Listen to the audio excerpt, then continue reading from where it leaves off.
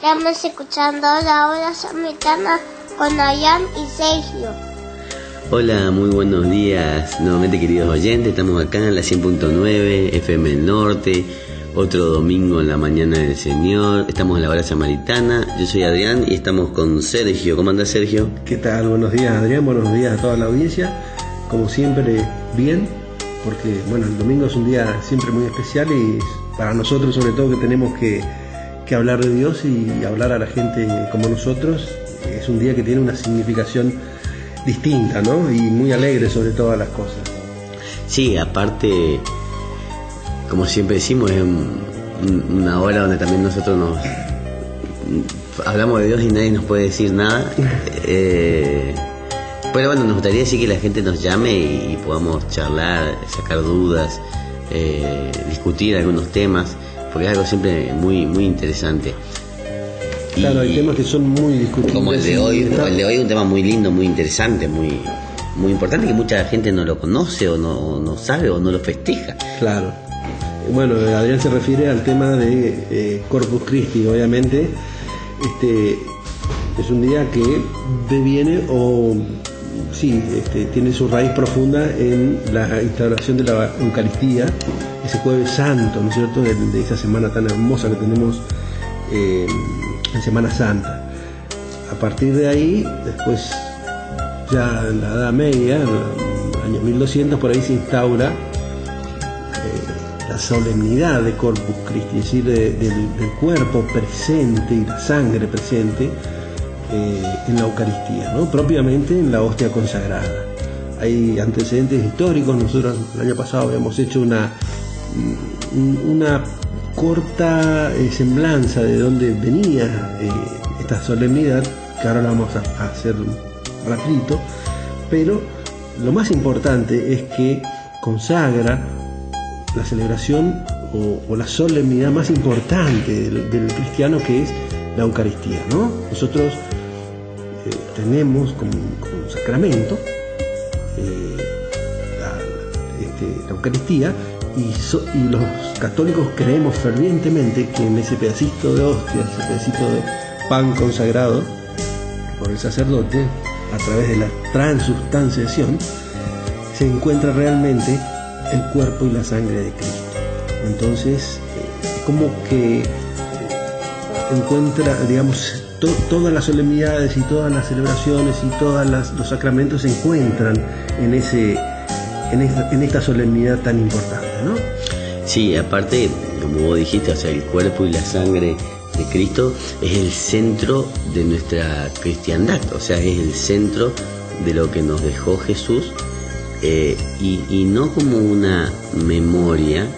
Él dijo: hagan esto en memoria mía en la última cena, pero nosotros rememoramos cada vez que comulgamos la pasión y resurrección, o sea, toda la redención en esa misa.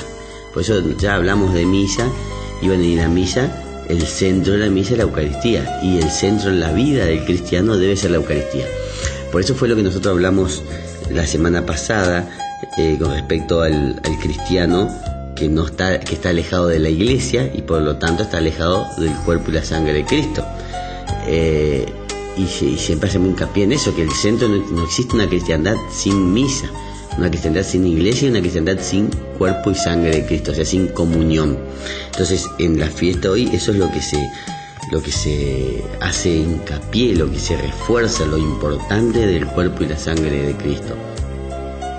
Y bueno, y casualmente, bueno, como dijiste, fue un jueves, que tiene siempre es un jueves. Ayer también se hizo la fiesta la fiesta del cuerpo y la sangre acá en Posada, con el obispo, con todos los sacerdotes que pudieron ir, porque es una sola, no hay misas en el día, fue solo eso. Y hoy todas las misas de hoy, o por lo menos hasta donde yo sé, tienen la característica de que se comulga en las dos especies, ¿sí? Claro. El pan y el vino, o sea, cuerpo y sangre de Cristo, que se dejó de hacer en realidad, y la iglesia aceptó como que en la hostia están el cuerpo y la sangre de Cristo, por un tema también de practicidad, higiene, y viste, con eso que también por ahí se comulga en la mano, pero hoy hay que comulgar sí o sí en boca por el cuerpo y la sangre. Que ahora que decís esto, vale la pena recordar, porque hace mucho tiempo yo no comulgaba en las dos especies, ¿no? Y tiene, no por el vino, pero tiene otro sabor, digamos, tiene como algo muy especial, muy profundo, totalmente, ¿no? Creo que la última, a ver, hace unos 2 años más o menos hice un hermoso retiro donde después de muchos años volví a hacer esa comunión en ese estilo. Y ahora en la capilla Virgen de Cacupé, nuestro sacerdote, nuestro querido padre José Luis, nos está dando en las dos especies también, ¿no es cierto? Dibujando la característica hostia en ese vino consagrado, en ese vino tan especial, ¿no? Y realmente, ¿sabes qué tiene ese sabor de que nos retrotrae a cuando éramos chicos, donde parece que había un poquito más de fe, ¿no? Esa sensación es la que me da, como que más profunda la Eucaristía. Yo no le saco importancia a la hostia sola, no, de ninguna manera, pero se me hace como que antes teníamos un poquito más de pasión y fe, y me hace recordar esos tiempos de juventud, ¿no? Muy lindo realmente esa forma de comulgar. No, aparte, bueno, vos dijiste que como que le saca fe. Yo creo que la fe en la Eucaristía también es el centro de la lucha del cristiano. O sea, por ahí hay mucha gente que no entiende cómo uno o nosotros creemos en eso, o mismo en la adoración eucarística que hacen uno una hora frente a un pedazo de pan. Entonces, o sea, yo creo que el cristiano también tiene que pedir esa fe, creer en eso, estar confiado en eso y trabajar sobre eso también, ¿sí? O sea, trabajar sobre la fe. Por eso esta fiesta, para que la gente sea consciente de que realmente está Jesús en esa hostia. Muchas veces, y vos ves, y esto también es por educación, digamos, de la cristiana o catequesis de la gente, que muchas veces, y esto yo por ahí cada vez que puedo y se lo digo a alguien, se lo repito, la gente entra en la iglesia, y ahora por ejemplo en nuestra iglesia catedral tenemos la capilla de adoración a mano izquierda, al fondo, al lado del altar, a mano izquierda del que entra, o sea a mano derecha del altar. Y muchas veces la gente, vos ves que a la mañana está rezando en las naves, digamos, a la cruz de Jesús, porque ese es su signo, su símbolo, la imagen de Jesús, pero Jesús está en persona, o sea, el cuerpo y sangre eucarísticamente al lado, en la capellita. Claro. O sea, vos ves mucha gente rezándole a la cruz, que es la imagen de Jesús, que está bien, pero cuando no lo tenés a Jesús, Eucaristía al lado.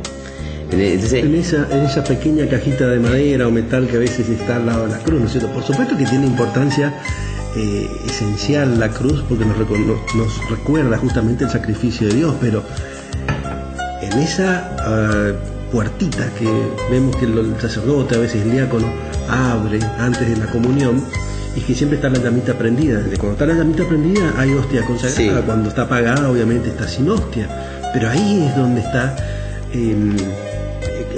el cuerpo y la sangre, o Cristo presente.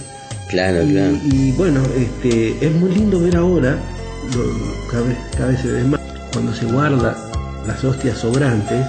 Hay un gesto muy lindo que antes no se hacía tanto, que era la reverencia a la sacristía, y se cerraba la puertita. Y ahora se está como volviendo a estirar, ¿no? Volviendo a hacer esa reverencia, ya no a la cruz, sino justamente a donde está el cuerpo vivo, donde está Cristo vivo. Y bueno, esa es nuestra función, Adrián, ¿no es cierto? También marcar esas cositas para que la gente se vaya dando cuenta dónde tiene que saludar o dónde tiene que rezar directamente. Sí. Te agrego una cosita más y largo el micrófono. No. Podemos ir a un corte, sí, pero cuando se van a hacer las primeras lecturas antes del Evangelio, el que va a leer siempre hace una reverencia. Muchos hacen la reverencia al sacerdote. Está mal. La reverencia hay que hacer un poquito más a la derecha del sacerdote, es decir, al lugarcito donde está la hostia consagrada. Ahí, a Cristo es la reverencia.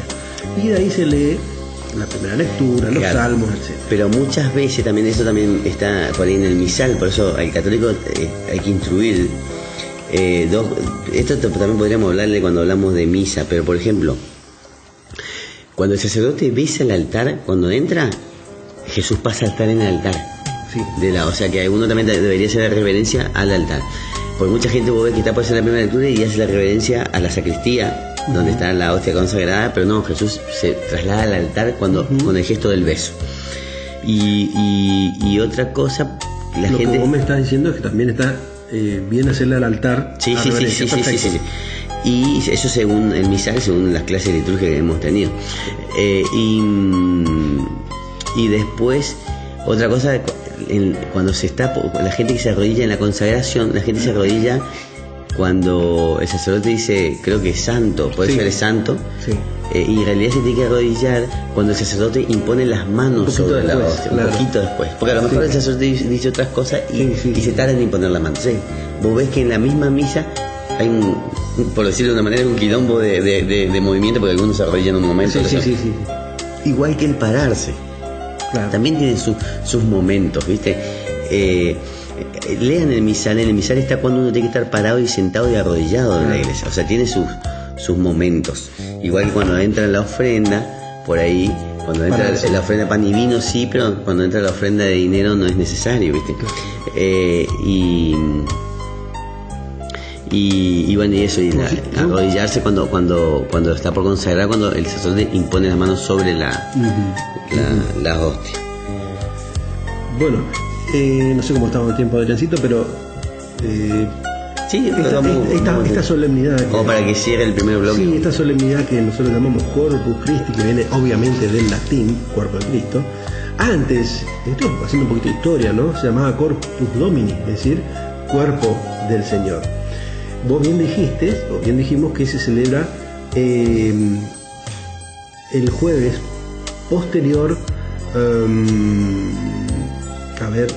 a la solemnidad de la Santísima Trinidad. Recordemos que la Santísima Trinidad es un domingo después de Pentecostés. De Pentecostés, exactamente, es decir, a los 60 días.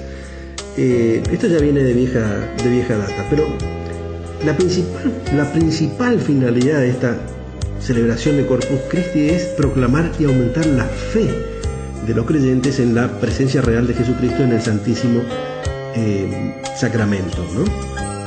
Dándole un público culto de adoración o latría, como se llama. Y esto es lo que yo creo que todos los católicos lo tenemos muy presente. ¿Sabes dónde nos damos cuenta, Adrián? Cuando la gente va a comulgar, veo que hay mucha fe, mucho respeto, y eso me llena de alegría, ¿no?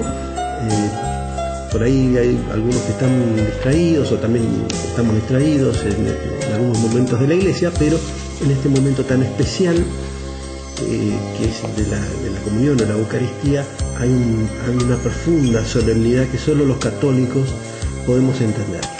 Claro, pero ojo que acá también tenemos que tener en cuenta lo que dijo San Pablo, que es quien coma el pan o beba el cáliz del Señor indignamente será reo del cuerpo y la sangre del Señor. O sea, también hay que ser consciente de eso y tomarse el debido respeto y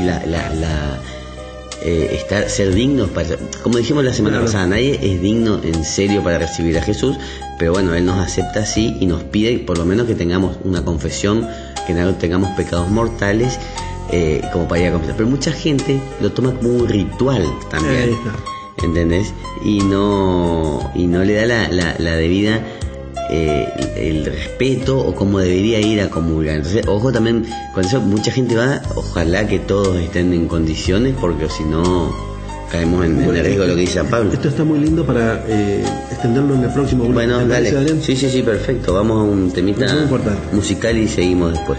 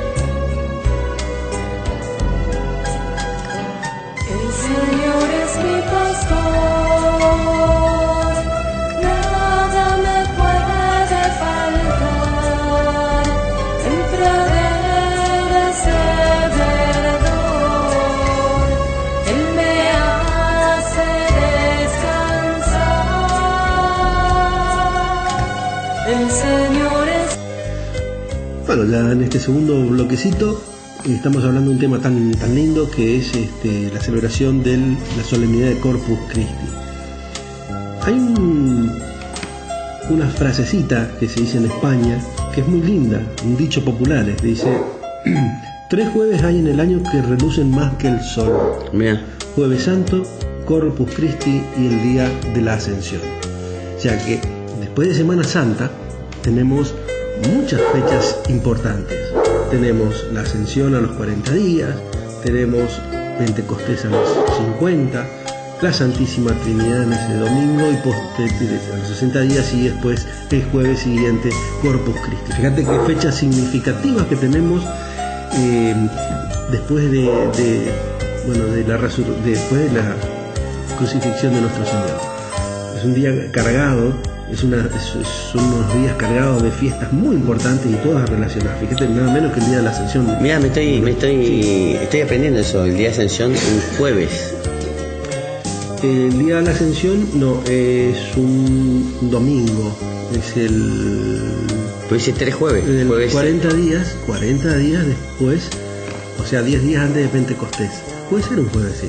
Ya, porque ahí dijo 3 jueves, jueves santo, jueves de Asunción. Al ser 40, claro. Siempre coincide un jueves. Ah, claro. Claro, 40 días asciende Jesús, en cuerpo y alma, obviamente, y después 10 días después viene Pentecostés, con la venida del Espíritu Santo. Pero fíjate vos qué importantes esas fechas para el calendario católico, para la liturgia católica. Y esta solemnidad viene del año 1200. Estoy tratando de... Bueno, ahora, estamos mal con internet, pero mientras vos buscas, yo te quiero leer algo que estábamos hablando del sacramento de la Eucaristía, que lo que decía, por ejemplo, en el catolicismo dice: ante la grandeza de este sacramento, el fiel solo puede repetir humildemente y con fe ardiente Señor, no soy digno de que entres en mi casa, pero una palabra tuya bastará para sanarme. Eso habla de que no somos dignos. Pero Jesús te invita. Entonces tenemos que ir. En la liturgia de San Juan Crisóstomo, los fieles oran con el mismo espíritu: a tomar parte en tu cena sacramental, invítame hoy, Hijo de Dios. No revelaré a tus enemigos el misterio, no te daré el beso de Judas. Antes, como el ladrón, te reconozco y te suplico, acuérdate de mí, Señor, en tu reino. Y esto también me hace acordar,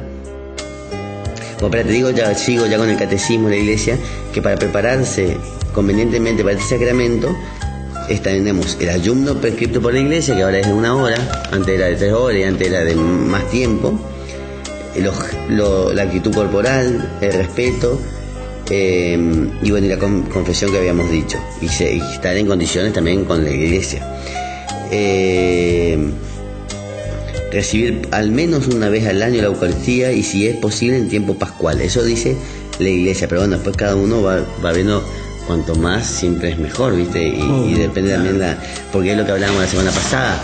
Uno recibe la Eucaristía para que te dé fuerza. O sea, no es que yo voy a recibir solo cuando yo sea digno. No, nunca voy a ser digno. Yo recibo para que eso me vaya haciendo cada vez más digno, para que Jesús me dé fuerza para poder ir mejorando día a día.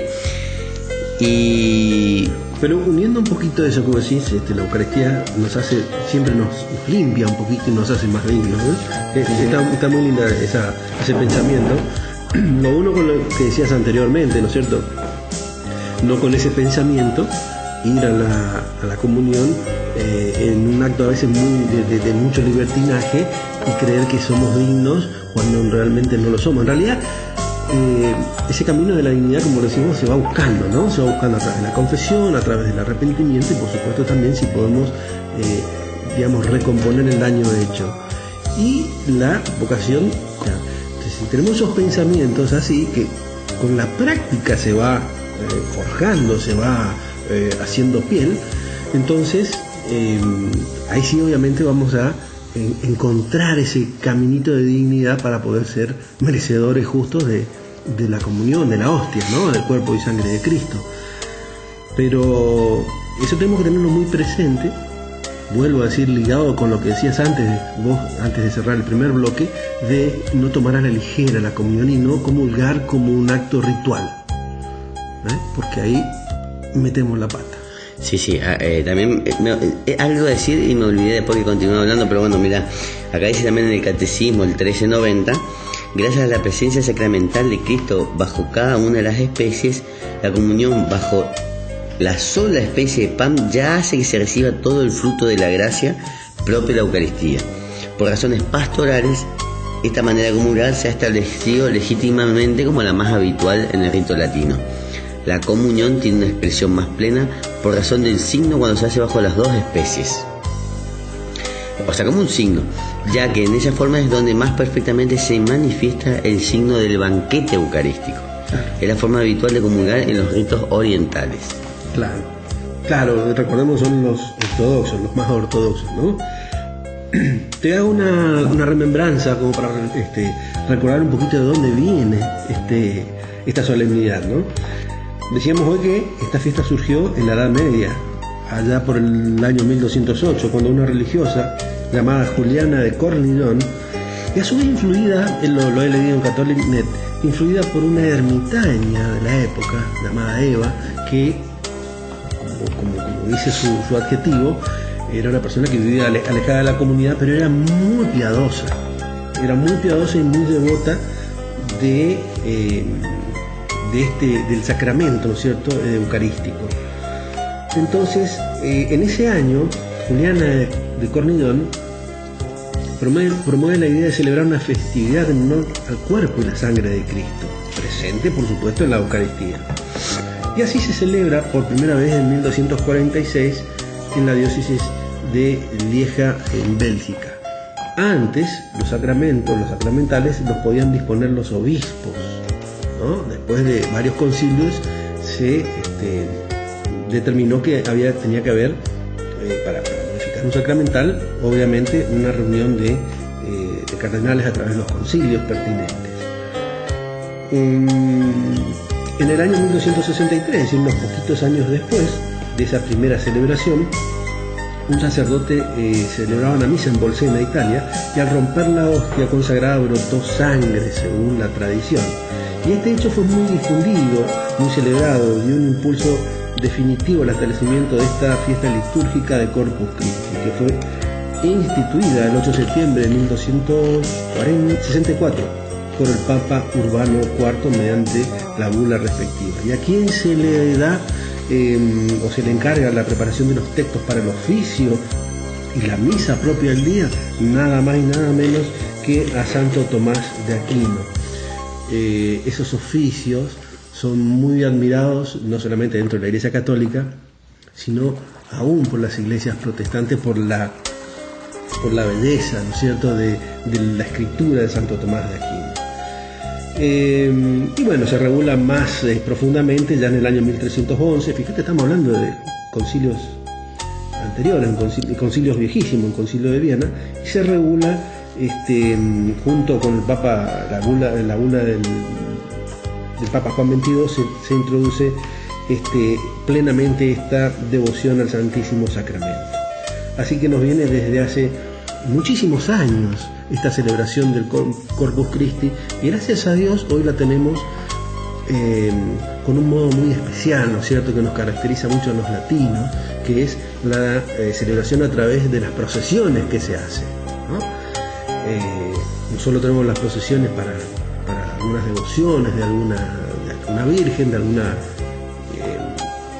advocación de la Santa Madre, sino que también tenemos para esta festividad tan importante como la realizada el día miércoles, a través de la procesión y el acto respectivo que se hizo con la presencia del obispo acá en Posada. Así que es una celebración muy importante, ¿eh? Ahí la Iglesia le da la magnitud, ¿no es cierto?, que debe tener para nosotros. Claro, pero por eso yo creo que nosotros muchas veces el católico no le da la debida importancia y muchas veces dice, bueno, no comulgo hoy, comulgo la próxima, y no sabe lo que se está perdiendo.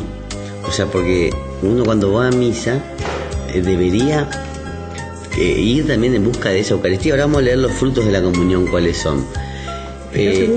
Vos que dijiste los beneficios, ya en los concilios del 1311 ya se establecieron, por la importancia de la solemnidad, se estableció la indulgencia plena para la comunión de este día. Fíjate qué importante que es para nosotros ganar esos puntitos, pedirle a Dios a través de esa comunión especial en este día, de que nos favorezca en un futuro perdón de los pecados, ¿no? Que es la indulgencia que nos promete la Iglesia. De las penas del pecado. De las penas del pecado, obviamente. Bueno, pero si la indulgencia ya nos está adelantando alguito obviamente que depende de nosotros si nos arrepentimos con verdadero corazón. Obviamente. Creo que Dios no va a dejar de mirar esa indulgencia y se nos va a sacar la pena. Eso es lo importante. Hablando de eso que vos me decías de la hostia que se partió y sangró, hablamos ya de milagros eucarísticos en otro programa, lo pueden buscar en YouTube. Ya sabemos que es así, que hay muchos milagros eucarísticos estudiados científicamente por mucha gente, y el más importante, uno de los más conocidos, que era por este patólogo, un médico. Hay muchísimos, Adrián, claro. En la Edad Media también, sí. Aún ahora siguen y muchos videntes también, o sea, místicos que hablan de esto, pero uno tenía la característica que la hostia se transformó en carne, y esa carne era músculo estriado cardíaco contráctil, o sea, en movimiento, o sea, era un corazón latiendo, algo totalmente milagroso, imposible que suceda. Para la ciencia, ¿no? Claro, no, inexplicable. Pero te decía, nosotros los católicos muchas veces menospreciamos o no le damos la importancia debida a la Eucaristía o a lo que es la hostia consagrada, y sin embargo las sectas satánicas o de otra iglesia que quieren atacar a la iglesia, ¿a dónde atacan? A la Eucaristía. Claro. Creo que porque le dan más valor o el verdadero ellos valor que saben, nosotros no le damos a veces. Ellos saben que Jesús está ahí, lo quieren atacar a Jesús, van directamente a él, que está indefenso. Entonces, ¿qué pasó en estos últimos ataques? Hace unos años que hubo en una iglesia donde mataron a sacerdotes, una monja más preocupada por la Eucaristía y que nos haga sacrilegio de la Eucaristía.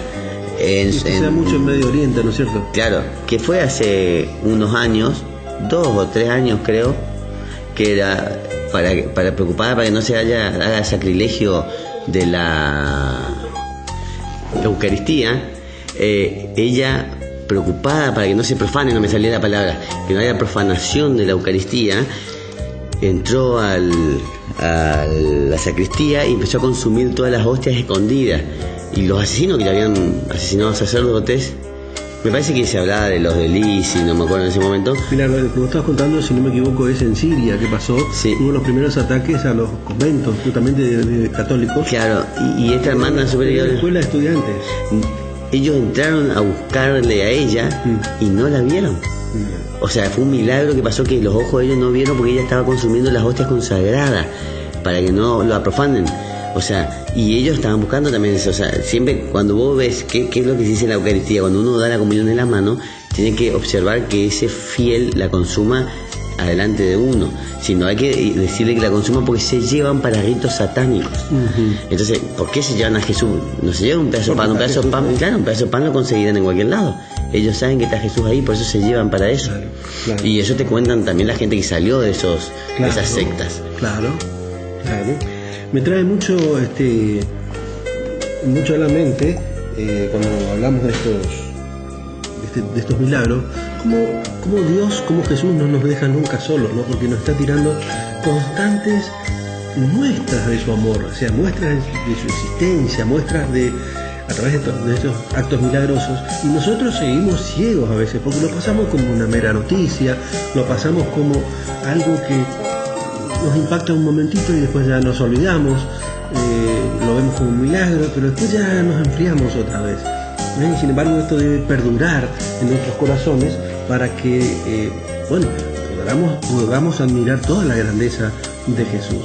Fíjate vos cuando contabas lo de la Madre Superiora, en este caso, se cumple plenamente lo que Jesús dice, si no hay mayor amor que aquel que da la vida por el prójimo. Estaba hablando de él que va a dar la vida no solamente por el prójimo, sino por toda la humanidad. Pero en este caso, esta Madre Superiora estaba dando la vida por Jesús, porque no le importó su vida. No le importó, lo que quería era llegar antes que ellos, mantenerlo consagrado, mantenerlo intacto. Jesús, que no lo profanen, que no caiga en manos. Claro, y hasta qué punto Jesús la protege y bueno, se nos comunica a través de los medios de estos actos, ¿no es cierto? Es un verdadero milagro que tenemos que tenerlo presente todos los días en el corazón. Y por eso cuando hablamos también de por ejemplo, esto también es una opinión personal mía, ¿viste? De los casados, de los divorciados vueltos a casar, que no pueden comulgar, es porque hay que tomar, o sea, más que los casados vueltos a comulgar, quiero decir, cuando uno, que es otro tema que tendríamos que hablar algún día, pero cuando uno se divorcia, sabe que si se vuelve a tener pareja pierde a Jesús. Entonces, ¿qué es lo que uno debería hacer? Evitar llegar a ese extremo del divorcio, o sea, cuidar. No es una ocurrencia de los sacerdotes. No, esto lo dice la Biblia. Lo dice Jesús. Claro, cuidar su matrimonio, no llegar a ese extremo de tener que finalizarlo o separarse, porque también sabe que uno está cuidando la Eucaristía cuando hace eso. O sea, y si Jesús es el centro de la familia, esa familia no va a tener problema. Esa pareja no va a tener problema, porque los dos saben que están en unión con la comunión.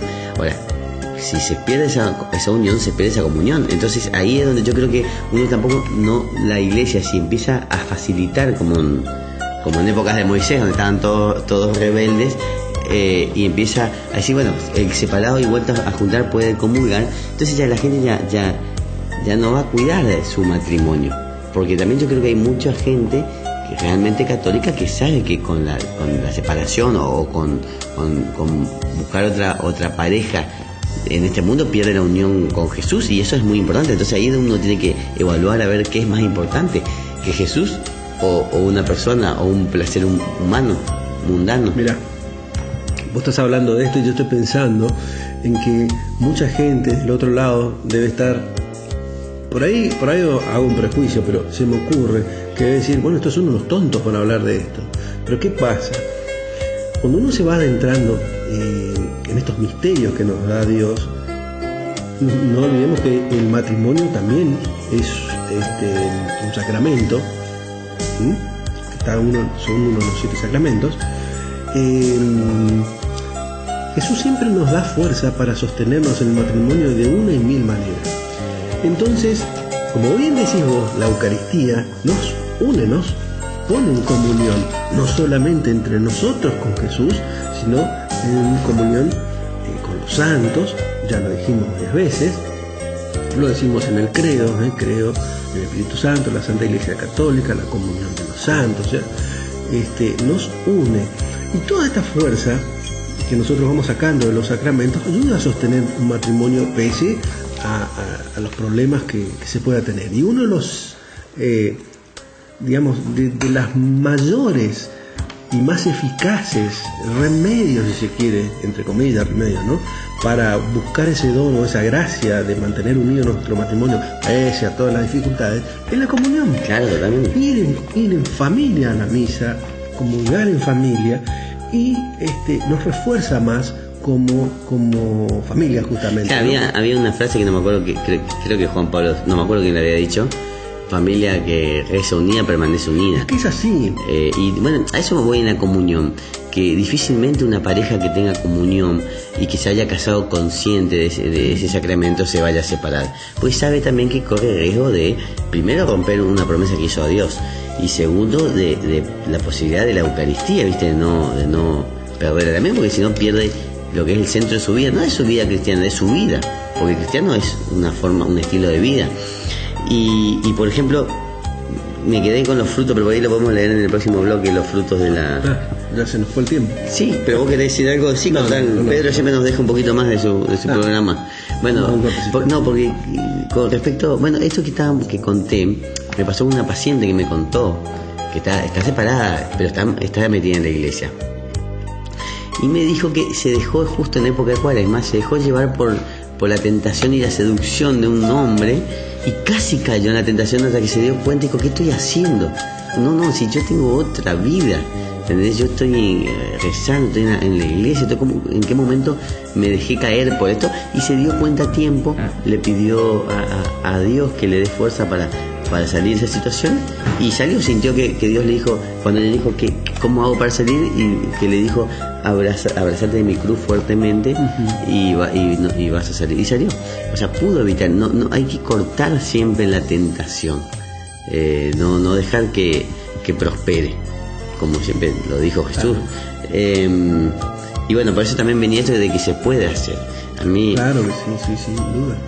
La gente que llega, que también te digo que esto es para otro tema de radio, otro programa, pero la gente que llega a separarse porque fue por causas extremas como golpes o algo, bueno, tiene que saber que no se puede volver a juntar salvo que hagan la anulación del matrimonio, porque si no está perdiendo la Eucaristía, y que ahí uno tendría que evaluar qué es más importante en su vida. Claro, de todos modos siempre tiene que acercarse ante esta situación a un sacerdote, plantearle el problema y que sea la guía del sacerdote quien la reoriente a las personas para que vuelvan a tomar la Eucaristía, porque hay muchas maneras, a ver, desde tener una vida pegada a sus hijos, o una vida, muy pegada a la cruz, hace que uno pueda seguir también. Sí, o ese tiempo dedicado a Dios.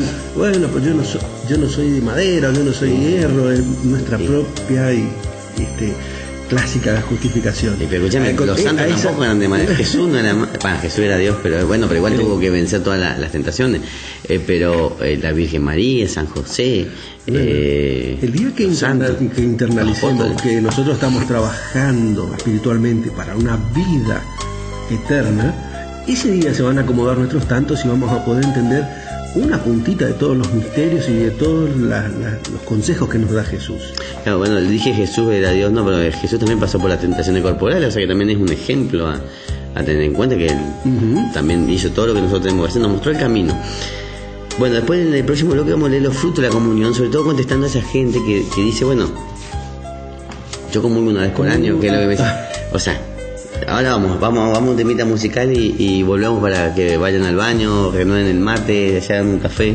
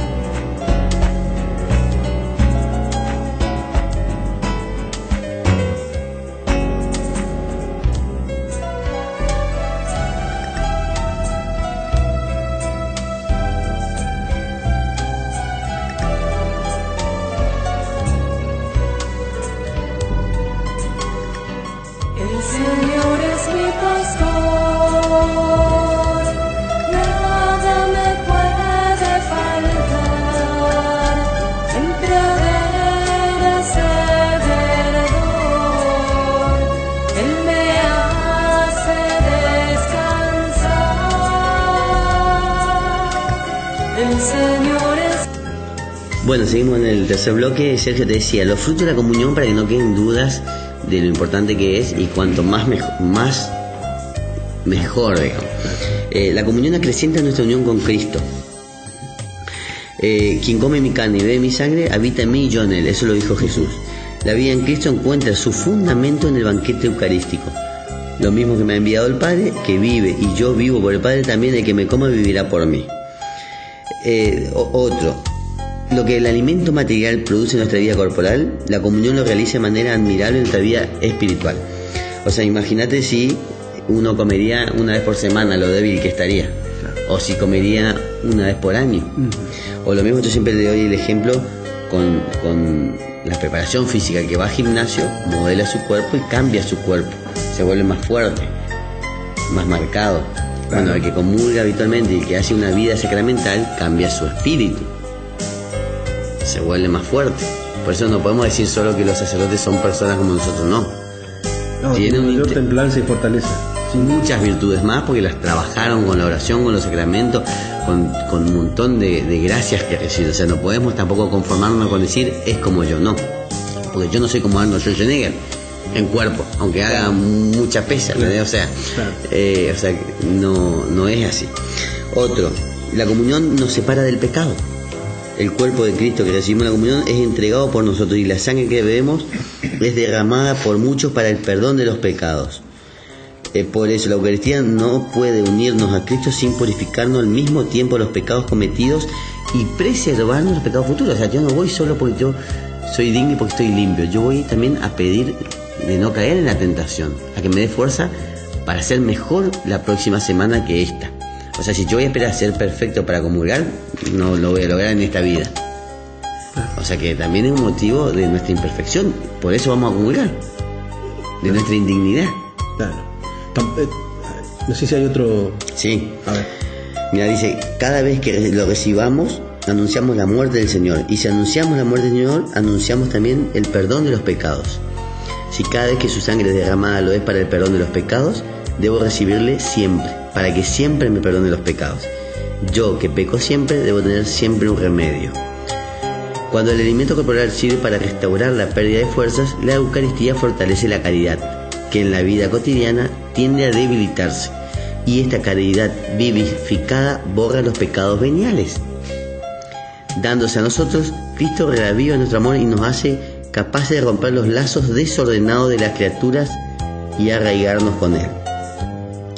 Después dice que por la misma caridad nos preserva de los futuros pecados mortales.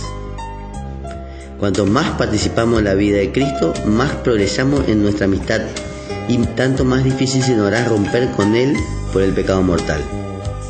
La Eucaristía no está ordenada al perdón de los pecados mortales. Esto es propio del sacramento de la reconciliación. Lo propio de la Eucaristía es el sacramento de los que están en plena comunión con la Iglesia. La unión del cuerpo místico. La Eucaristía hace a la Iglesia. Lo que recibe la Eucaristía se une más estrechamente a Cristo y por ello mismo Cristo lo une a todos los fieles en un solo cuerpo, la Iglesia. Por eso es comunión. La comunión renueva, fortifica y profundiza esta incorporación a la Iglesia realizada ya por el bautismo.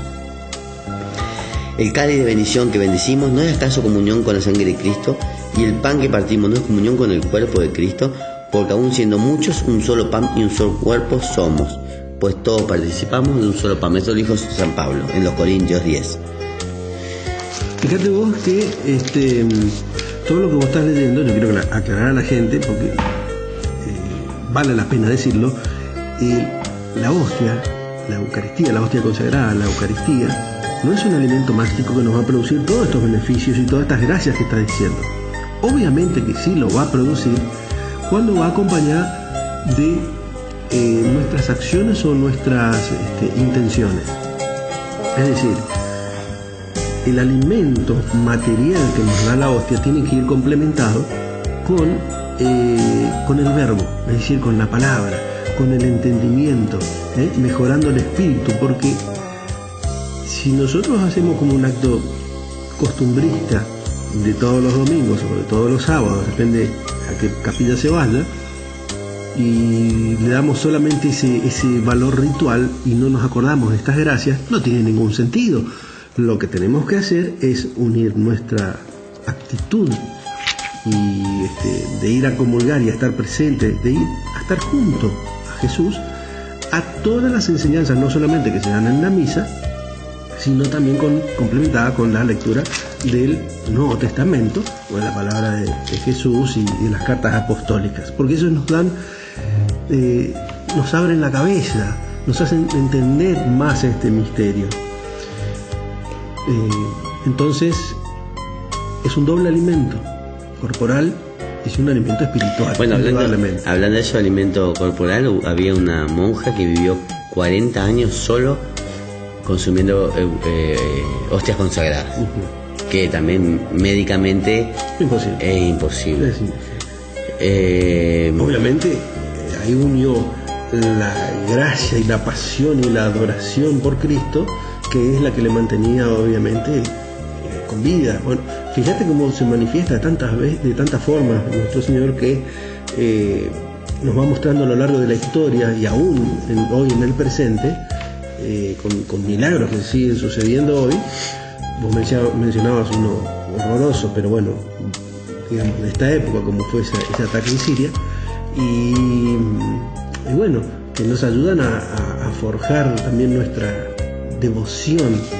Tiene que ser un acto de devoción el ir a comulgar y el ir a estar con Jesús, y sabiendo que estamos ingiriendo algo muy delicado, algo tremendamente sagrado, como es el cuerpo y la sangre contenido en la hostia. Y bueno, y fíjate también lo que dice el catecismo, que no solo esa comunión es una comunión entre toda la iglesia nuestra, sino la militante, sino la celestial, también la celestial en cuanto ofrecía también de reparación de los pecados de los vivos y difuntos.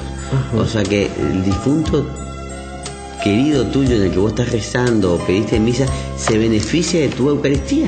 O sea que no vamos a ser tan egoístas tampoco solo pensar en nosotros.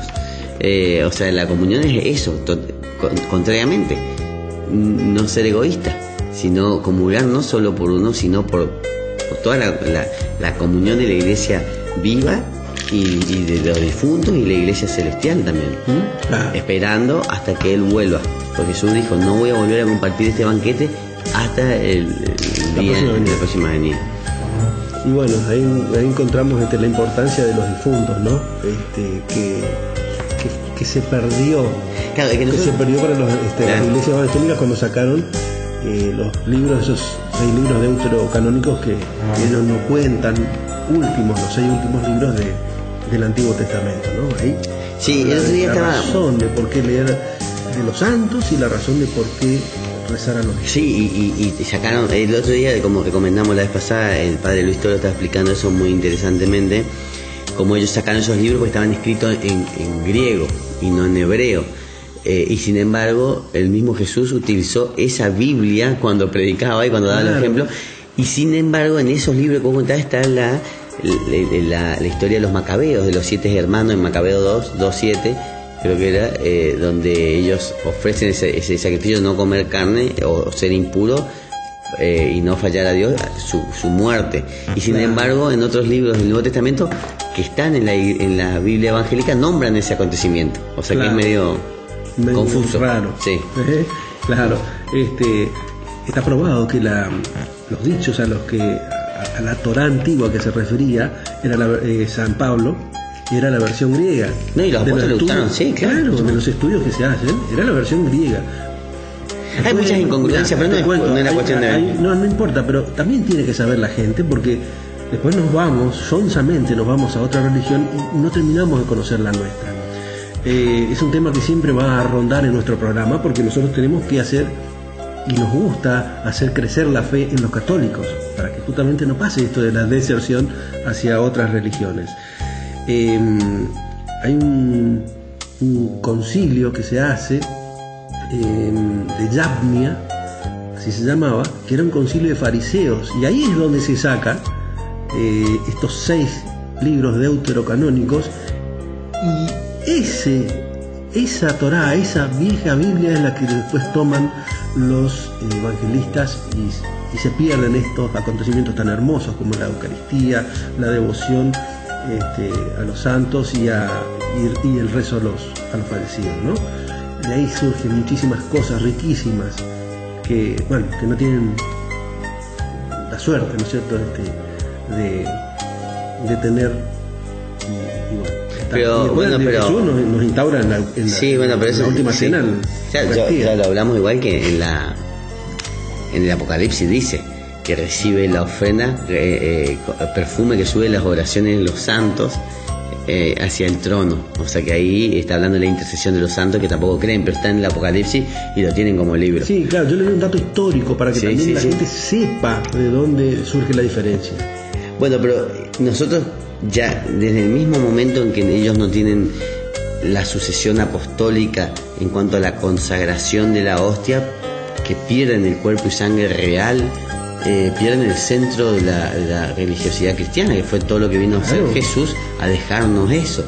Entonces, digamos que yo siempre digo lo mismo. Casi 2 milenios después. Fuera de la Iglesia Católica no está la comunión, no está Jesús vivo y presente, y que es el centro de su misión, el centro de lo que nos dejó para que nosotros podamos seguir adelante. O sea que es muy difícil. Y está bien, si no tienen este sacramento o esta solemnidad tan importante que es la adoración que nosotros hacemos de Corpus Christi en el sacramento, ¿no es cierto?, en el Sacratísimo, perdón, que nosotros tenemos esa suerte de tener, como vos decías, en la catedral o en las capillas de adoraciones perpetuas. Vuelvo a reiterar, hay casos de gente evangélica que ha ido y ha quedado admirada de la devoción que tienen los católicos frente al Sacratísimo, frente a Jesús, cuerpo y sangre, y que le ha hecho tambalear en sus principios. Así que fíjate la fuerza que tiene nuestra hostia consagrada, nuestra celebración de Corpus Christi, que milagrosamente nos hace tener más fe y nos hace ir a arrodillarnos ante el Sacratísimo con una fe terrible, ¿no es cierto? Sí, igualmente en silencio. El que no está en condiciones de comulgar sacramentalmente, por algún otro motivo tampoco se aleje de la misa, no, porque lo puede recibir espiritualmente, y está la fórmula para decirlo, y tiene el mismo efecto siempre y cuando la persona esté digna. Claro. O sea, esté en contacto con Dios, con Jesús, ya está comulgando, está participando en el reino de Dios dentro de la Iglesia Católica. Porque esto pasa también con mucha gente que por ahí está en segundas nupcias, digamos, que ya lo habíamos hablado en el bloque anterior, y conoció a Jesús después, y bueno, hoy por hoy, o por lo que dice la Iglesia, claro, no lo puede recibir sacramentalmente, pero sí puede recibirlo espiritualmente y participar de todos los mismos beneficios de la Iglesia y formar parte del cuerpo místico. O sea, la Iglesia no rechaza a esa gente, al contrario, las acoge. Mucha gente se va de la Iglesia por eso. Ahí tenemos sacramentos previos, el bautismo, tenemos la confirmación, la comunión, la iniciación de un católico. Es más agradable a Dios la obediencia a la Iglesia, que hoy no permite la comunión, y no abandonar a la Iglesia, pero ser obediente, hacer la comunión sacramental, que querer buscar la comunión o comulgar sin que la Iglesia lo permita, o irse a otra iglesia. O confesar las relaciones después del matrimonio, del nuevo matrimonio, y ver cómo solucionar, hablarlo con un sacerdote, cómo solucionar para poder llegar a este maravilloso sacramento que es la Eucaristía. Bueno, pero mientras la Iglesia no permita, hay que ser obedientes y no alejarse, seguir esperando, como hizo el Padre Pío, que siendo él un místico estigmatizado, muchísimos años no dejaron hacer misa y él no lo hizo. Hasta que después le aprendieron. Hubieron mucha gente, como mismo Jesús, que por obediencia tuvieron que ir hasta la muerte. Y bueno, uno tiene que ser obediente a la Iglesia, no alejarse, no ir en contra de eso, y no comulgar tampoco de capricho, porque no sirve para nada. Más que a la Iglesia, ser obediente a lo que Jesús nos está diciendo.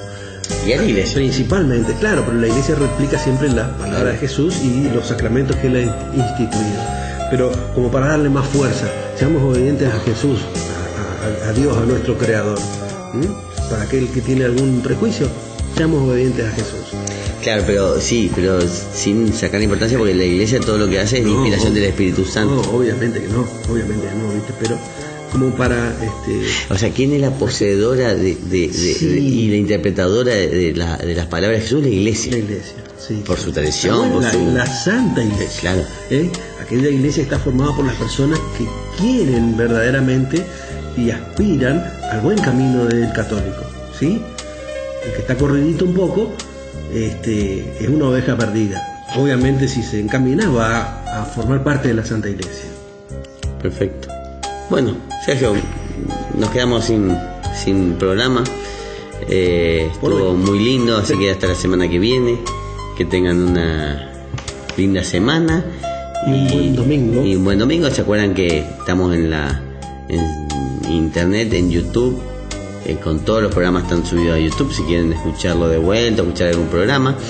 Para los que no nos siguen, hace 3 años estamos y hemos hablado de casi todo lo que se pueda, o sea que es un programa muy de catequesis lo que hicimos últimamente. Voy a hacer una aclaración que siempre la pienso pero nunca la digo.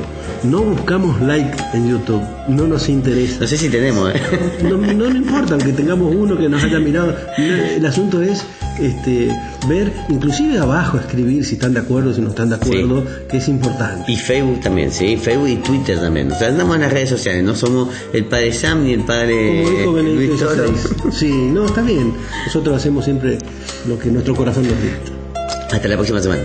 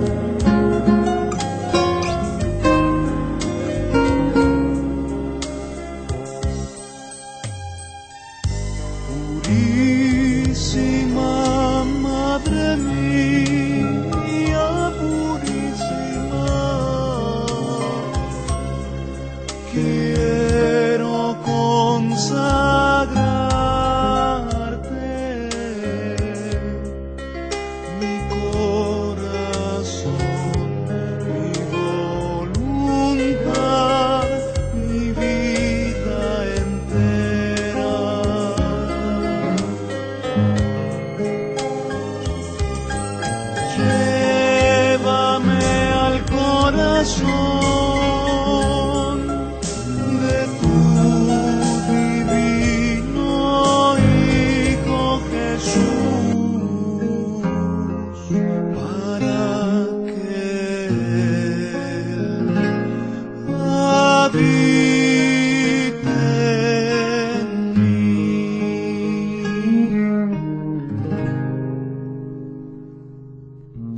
Quiero ser totalmente tuyo, Madre mía, y a partir de hoy servirte fielmente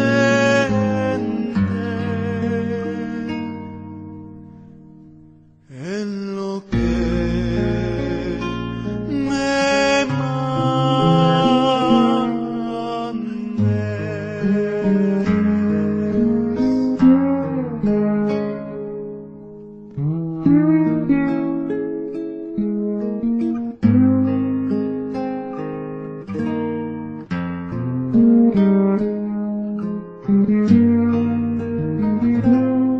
Sé dulce compañía en mi vida,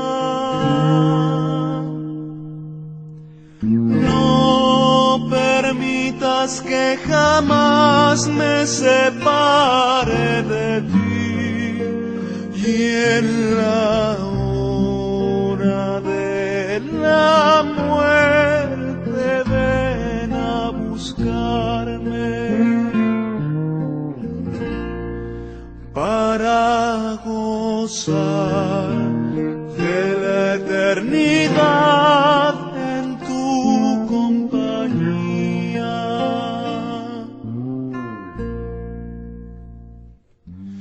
Bendita y alabada seas por siempre,